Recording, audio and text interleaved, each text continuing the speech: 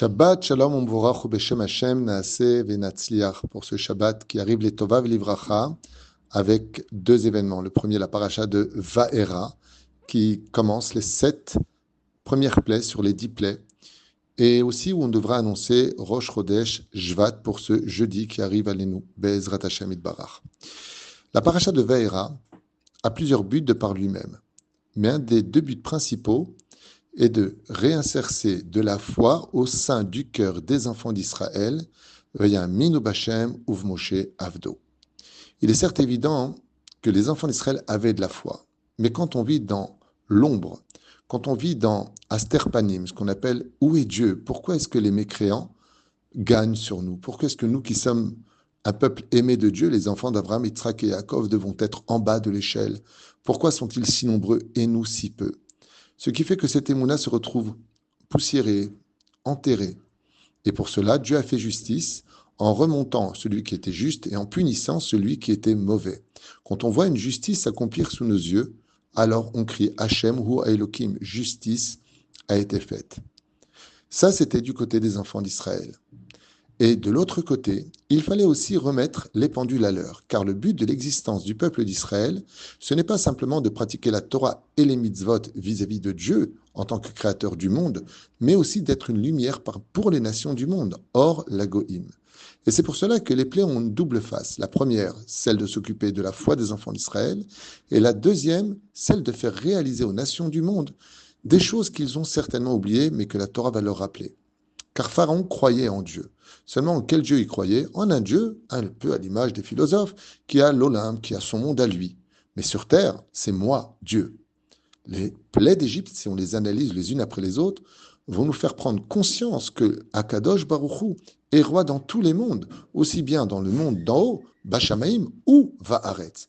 Et c'est pour ça que les plaies viennent frapper le Nil.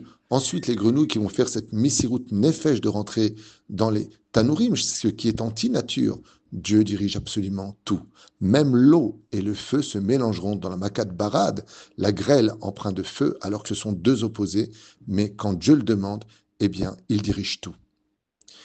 Un deuxième point s'instaurait au cœur de Pharaon et de tous ses ministres.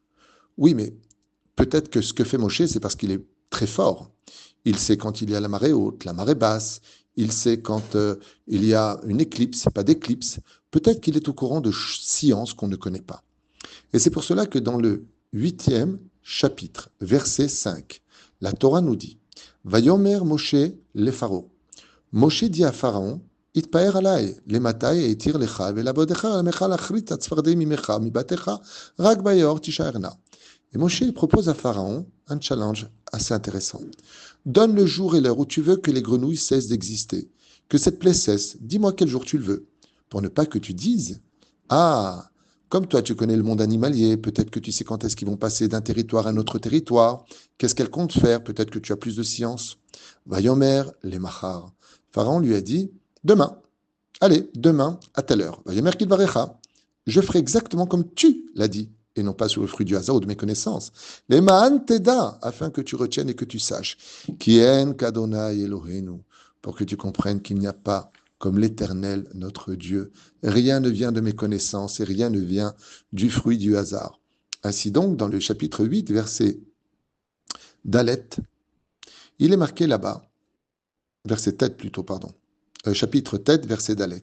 Vifla Adonai, ben mikne Israël ou ben mikne Mitzraïm, que Dieu, quand Akadosh Baruch Hu envoyait la plaie de Shrin, elle s'abattit uniquement sur les troupeaux les ulcères de Pharaon et des Égyptiens, et non pas sur les troupeaux des enfants d'Israël. Velo yamut mikol livne Israël davar. Et regardez bien ce que nous dit la Torah dans le chapitre Vav, verset 9, ou mikne ben Israël lo met echad. Aucun des animaux des enfants d'Israël n'est mort. Au sage de nous dire que les Égyptiens avaient mélangé leurs animaux à ceux des enfants d'Israël pour que la plaie ne puisse pas faire la différence. Mais ils ont constaté, eux qui avaient marqué leurs propres animaux, que seuls les propriétaires égyptiens avaient perdu leurs animaux dans cette plaie terrible, mais qu'aucun des animaux des enfants d'Israël n'avait été touché. Et ainsi donc, quand on avance dans le texte, toujours chapitre 9, verset Tet Zayin. Tout ça pourquoi? Ulman saper shemi bechol haaretz. Raconte qui je suis sur tout le globe de la terre. Car dans le ciel, Pharaon était d'accord que Dieu, le monde d'en haut lui appartient. Mais le monde d'en bas, c'est moi Dieu. Non. Raconte sur toute la terre mon nom. Et c'est pour cela qu'on voit une pseudo-teshuva, un semblant de reconnaissance, toujours dans le chapitre 9, verset 26. Et regardez bien ce qui est marqué. Rak be'eretz Goshen asher sham ben Israël lo haya barad. Quand est tombée la grêle empreinte de feu, toutes les régions d'Égypte ont été frappées, sauf la région de Goshen, là où vivaient les Juifs. Quelque chose qui vient du ciel, on ne peut pas avoir la main jusque là-bas. Les enfants d'Israël ont vu la main de Dieu et les Égyptiens vont répondre dans le chapitre 9, verset 27. Veishlach paro vaikra le Moshe ul Aaron. Pharaon demanda à faire venir immédiatement Moshe et Aaron et leur dit Vayomer lehem chatat yapam. Je reconnais ma faute. Waouh! D'où c'est venu cette plaie?